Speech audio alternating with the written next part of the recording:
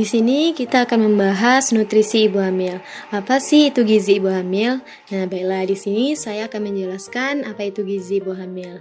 Gizi ibu hamil itu adalah makanan atau zat-zat gizi yang dibutuhkan oleh seorang ibu selama kehamilan, baik itu pada kehamilan trimester pertama, trimester kedua, ataupun trimester ketiga. Dan ibu juga harus mencukupi jumlah dan mutunya, dan juga harus memenuhi kebutuhan gizi tersebut selama kehamilan. Ibu dapat memenuhi kebutuhan gizi tersebut dari makanan sehari-hari yang ibu konsumsi. Kebutuhan gizi ini sangat bermanfaat pada janin yang dikandungnya, yaitu untuk pertumbuhan dan juga untuk menghindari gangguan dan juga masalah pada janin. Apabila ibu mengalami kekurangan gizi, itu akan berdampak pada kehamilan ibu. Nah, selanjutnya di sini ada pesan khusus untuk ibu hamil. Di sini ibu hamil dapat mengonsumsi aneka ragam pangan lebih banyak berguna. Maksudnya di sini lebih baik ibu hamil tersebut memakan makanan yang lebih banyak manfaatnya untuk memenuhi kebutuhan energi, protein dan vitamin serta mineral sebagai pemeliharaan, pertumbuhan dan perkembangan pada janin, serta juga sebagai cadangan selama ibu masa menyusui nanti. Selanjutnya di sini ibu juga harus membatasi makan makanan yang mengandung garam tinggi, yaitu untuk mencegah hipertensi. Karena apabila ibu hipertensi pada masa kehamilan akan dapat beresiko pada kehamilan dan juga janinnya, yaitu bisa meningkatkan risiko kematian janin, terlepasnya plasenta dan juga gangguan pertumbuhan pada janin. Nah, selanjutnya ibu hamil juga harus banyak meminum air putih pada kehamilannya untuk mendukung sirkulasi janin. Asupan air minum ibu hamil sekitar 2-3 liter per hari atau 8-12 gelas sehari. Selanjutnya ibu hamil yang biasanya suka minum kopi lebih baik membatasi minum kopinya karena ada kandungan kafein yang terdapat dalam kopi yang meningkatkan buang air kecil yang berakibat dehidrasi. Tekanan darah juga akan meningkat dan daya detak jantung juga akan meningkat. Jadi ibu harus membatasi meminum kopinya paling banyak 2 cangkir kopi dalam sehari. Selanjutnya di sini ada porsi makan dan minum ibu hamil untuk kebutuhan sehari-hari, di mana kebutuhan makan ibu ini tiap trimesternya pasti berbeda-beda. Yang pertama di sini ada kebutuhan nasi atau karbohidrat. Pada ibu hamil trimester pertama membutuhkan 5 porsi makan dalam sehari. Sedangkan ibu hamil trimester kedua dan juga ketiga kebutuhan makannya 6 porsi dalam sehari, meningkat dari trimester sebelumnya.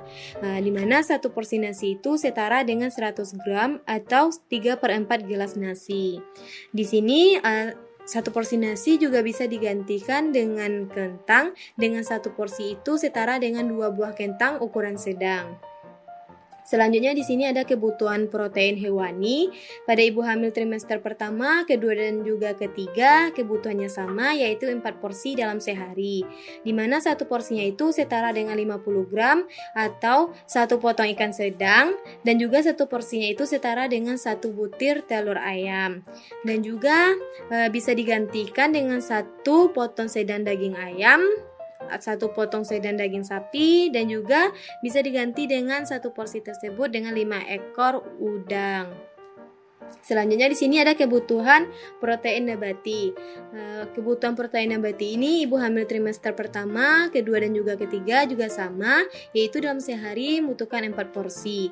Satu porsi ini setara dengan 50 gram atau 1 potong sedang tempe, dan juga satu porsi ini setara dengan 100 gram atau 2 potong sedang tahu. Selanjutnya di sini juga ada sayur-sayuran. Kebutuhan ibu trimester pertama, kedua dan juga ketiga masih sama, yaitu 4 porsi.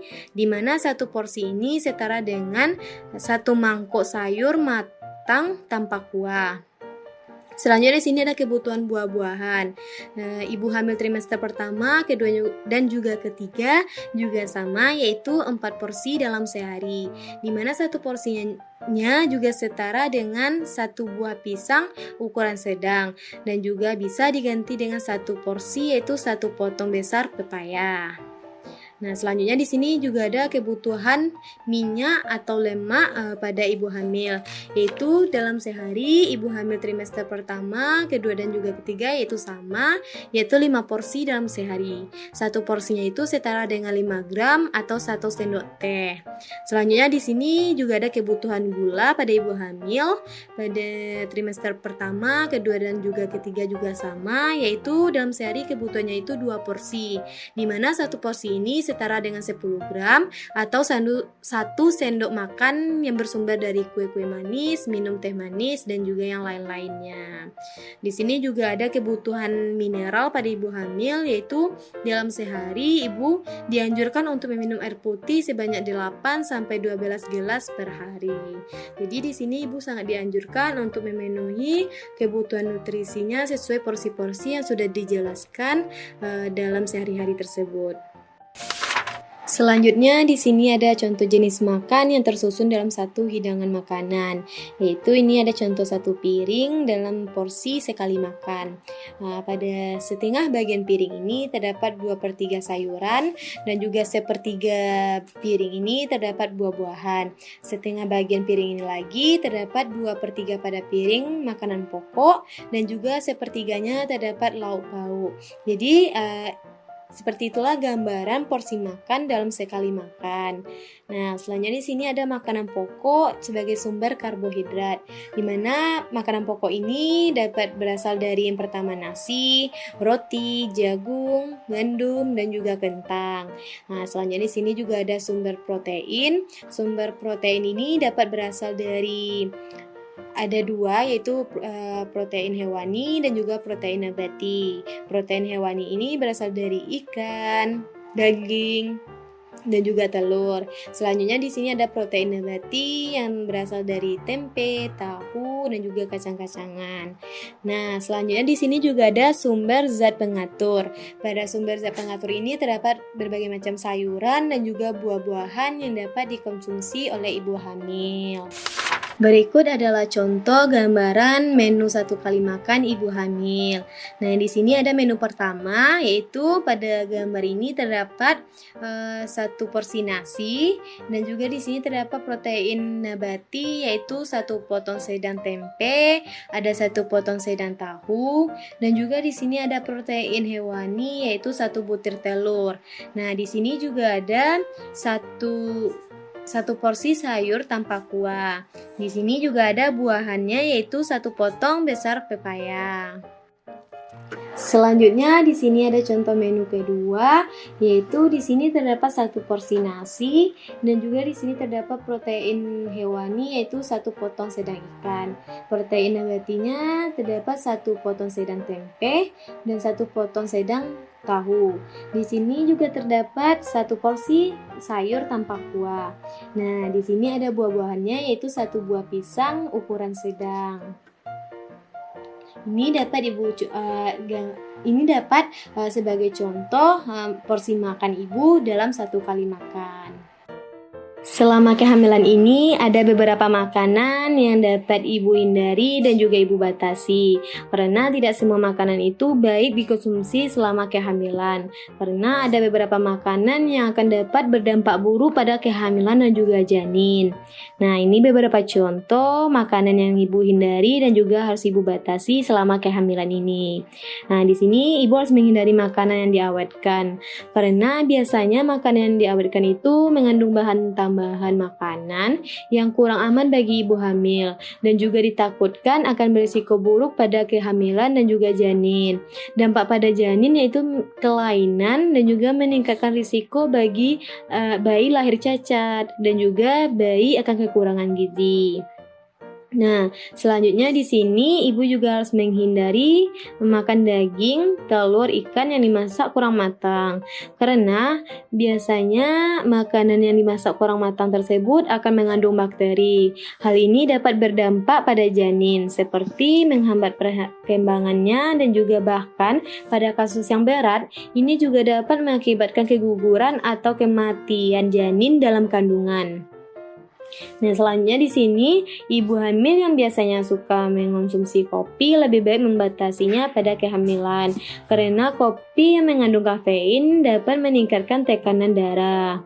Selanjutnya, ibu hamil juga harus membatasi makanan yang mengandung energi tinggi, seperti makanan yang banyak mengandung gula dan juga lemak. Karena apabila ibu mengonsumsinya secara berlebihan akan dapat memicu terjadinya obesitas atau juga kelebihan berat badan pada janin. Ini juga dapat meningkatkan resiko bayi lahir besar pada ibu. Nah, selanjutnya di sini, ibu juga harus membatasi makanan yang mengandung gas. Contohnya yaitu nangka, baik yang matang ataupun yang mentah, kol, ubi jalar, karena dapat menyebabkan keluhan nyeri ulu hati pada ibu hamil.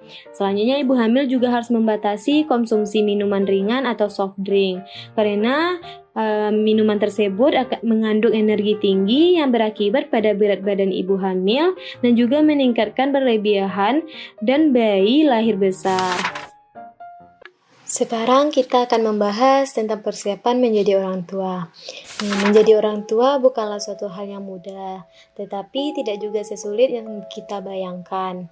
Salah satu kunci sukses menjadi orang tua adalah mempersiapkan diri dari kedua belah pihak, baik dari calon ayah maupun dari calon ibu. Perlu calon ibu dan calon ayah ketahui, sebelum memiliki sebuah hati, kita harus mempersiapkan beberapa hal terlebih dahulu. Apabila kita telah mempersiapkannya secara matang, maka nanti akan terlahirlah generasi yang hebat. Nah, satu lagi yang perlu calon orang tua ketahui, masa balita atau anak yang berusia 0-2 tahun adalah masa yang disebut masa emas. Kenapa? Karena masa itu adalah masa pertumbuhan dan perkembangan yang paling penting pada masa awal kehidupan anak. Dan juga pada usia ini perkembangan otak anak meningkat 80%. Karena itu diperlukannya peran orang tua untuk mengoptimalkan masa emas anak ini. Lalu bagaimana sih cara mengoptimalkan masa tersebut? Nah, di sini orang tua bisa melakukan beberapa hal yang dapat dilakukan pada masa emas ini, yaitu yang pertama, lakukan pemenuhan nutrisi pada anak. Selanjutnya bisa melatih stimulasi anak sesuai dengan usianya. Dan juga orang tua dapat melakukan pendekatan dengan anak dan menjaga kesehatan anak. Itu adalah suatu hal yang sangat penting dilakukan oleh orang tua dalam masa emas anak ini. Selanjutnya ada beberapa hal yang perlu dipersiapkan untuk menjadi orang tua, baik bagi calon ayah maupun calon ibu. Nah, di sini kita perlu mempersiapkan fisik. Bagi calon ayah ataupun calon ibu yang sebelumnya memiliki kebiasaan yang suka merokok, lebih baik untuk mengurangi atau menghentikan kebiasaan itu. Karena hal tersebut akan berdampak pada kesuburan calon ayah dan juga pada saat kehamilan nanti akan berdampak pada kehamilan atau janin yang dikandung ibu. Nah, ini juga akan memberikan risiko pada bayi dan juga anak. Jadi, lebih baik orang tua yang sebelumnya memiliki kebiasaan merokok untuk menghentikan kebiasaan merokok ini demi keselamatan janin dan juga kehamilan. Selanjutnya, calon orang tua juga harus mengonsumsi makanan yang bergizi. Dan juga calon ibu sebaiknya melakukan tes kesehatan agar kita dapat memastikan kondisi kesehatan calon ibu ini. Nah, selanjutnya kita juga harus melakukan vaksinasi yang perlu dilakukan oleh ibu untuk melindungi janinnya selama kehamilan nanti dan juga untuk melindungi ibu dalam proses persalinan. Untuk selanjutnya, di sini kita perlu persiapan psikologis. Kesiapan psikologis menjadi hal penting bagi calon orang tua, dan cara mendidik anak pun akan berpengaruh jika orang tua tidak siap secara mental. Mental yang matang bertujuan untuk membuat orang tua merasa lebih sejahtera dari sisi pemikirannya. Selain itu, persiapan psikologis ini juga berguna untuk mencegah postpartum, depression atau baby blues bagi seorang ibu yang baru saja melahirkan. Jadi, sebelum memiliki anak, sebaiknya calon ayah dan juga calon ibu mendiskusikan perubahan dan tantangan hidup yang akan dialami sehingga calon orang tua telah siap dengan segala kemungkinan yang akan terjadi. Nah, selanjutnya juga ada persiapan finansial. Bagi calon ayah, persiapan ini adalah perencanaan keuangan untuk mencukupi keperluan anak sejak masih dalam kandungan hingga anak itu lahir. Kehadiran seorang bayi berarti pertambahan biaya tetap bagi sebuah keluarga yang secara tetap meningkat seiring kebutuhan pertumbuhan anak. Nah, jadi itu adalah hal-hal yang perlu dipersiapkan oleh calon ibu dan juga calon ayah dalam persiapan menjadi orang tua. Di sini calon orang tua diharapkan memiliki kesiapan menjadi orang tua dan juga harus memahami tujuan dari pengasuhan anak yang benar. Nah, karena cara didik dari orang tua ini akan dapat menghasilkan anak yang bertakwa kepada Allah Subhanahu wa taala, yang taat akan agamanya dan juga akan memiliki pengetahuan, dan juga seorang anak ini akan lebih percaya diri terhadap dirinya. Nah, juga menghasilkan anak yang sehat dan berkarakter dan berbudi luhur. Selanjutnya, peran orang tua dalam pengasuhan anak. Orang tua terbaik bukanlah mereka yang suka menyerahkan urusan pengasuhan kepada orang lain, melainkan orang tua yang selalu menciptakan kedekatan dengan anaknya. Karena apabila anak tersebut dekat dengan orang tuanya, maka dia akan merasa lebih aman dan juga nyaman. Anak juga akan cenderung lebih terbuka dan juga akan jujur kepada kedua orang tuanya. Nah, maka oleh karena itu, orang tua harus bisa menyediakan cukup waktu untuk menjalin kedekatan dengan anaknya, dan juga orang tua bisa pelatihan emosi bagi anak-anaknya, karena cara didik dari orang tua tersebut akan mempengaruhi anak. Di sini ada peran seorang ibu. Seperti yang kita ketahui, ibu menjadi guru pertama dan juga utama bagi anak-anaknya. Sosok ibu yang paling berperan membentuk karakter dan juga etika moral bagi anak-anaknya. Nah, di sini ibu perlu berbanyak bersyukur kepada Allah atas kehamilan yang diberikan. Dan juga ibu bisa berbanyak berdoa atas kehamilannya agar kelak dapat melahirkan anak yang sehat dan juga anak yang pintar. Nah, di sini ibu juga bisa didik anak walaupun ia masih dalam kandungan. Ini dapat ibu lakukan dengan cara mengajak anak berbicara, karena anak dalam kandungan akan dapat mendengarkan dan juga bisa mendengarkan lantunan ayat suci Al-Quran. Nah, di sini juga ibu harus bisa menjaga emosi, karena keadaan emosional seorang ibu selama masa kehamilan menjadi sangat penting karena memberikan pengaruh besar terhadap perkembangan janin. Seorang ibu yang mengalami kecemasan, depresi, ataupun emosi akan dapat mengganggu aliran darah ke kandungan sehingga menghambat pernafasan janin. Nah, ibu juga harus memperhatikan asupan makanan yang ibu konsumsi selama kehamilan ini. Apakah itu akan dapat bermanfaat bagi kehamilan atau sebaliknya. Nah, di sini ibu juga harus rajin untuk melakukan pemeriksaan kandungan agar ibu bisa mengetahui bagaimana perkembangan dan juga pertumbuhan janin. Di sini ada peran dan juga keterlibatan dari seorang ayah. Peran calon ayah itu dimulai dari kehamilan istrinya membesar dan semakin kuat dan saat bayi ini dilahirkan. Nah, pada periode awal ini seorang ayah harus mengenali hubungannya dengan anak, dengan istri dan juga anggota keluarga lainnya. Keterlibatan ayah dalam pengasuhan sering hanya dianggap sebatas pendukung ibu saja. Padahal, ayah juga dapat melakukan pengasuhan yang sama baiknya yang dilakukan ibu. Contohnya itu mengenali dan merespon kebutuhan bayi dan anaknya. Ayah juga bisa menjadi guru, menjadi panutan, dan juga menjadi penasehat bagi anak-anaknya. Nah, soalnya ayah yang tidak peduli dan tidak mau terlibat dalam pengasuhan akan dapat berdampak atau membuat anak memiliki masalah, sepertinya contoh kenakalan. Karena di sini peran seorang ayah tersebut sangat mempengaruhi dari sikap dan juga karakter dari anak tersebut. Nah, jadi itulah peran dari ibu dan juga peran dari ayah. Karena peran orang tua ini sangat dapat mempengaruhi dari karakter anak-anaknya kelak.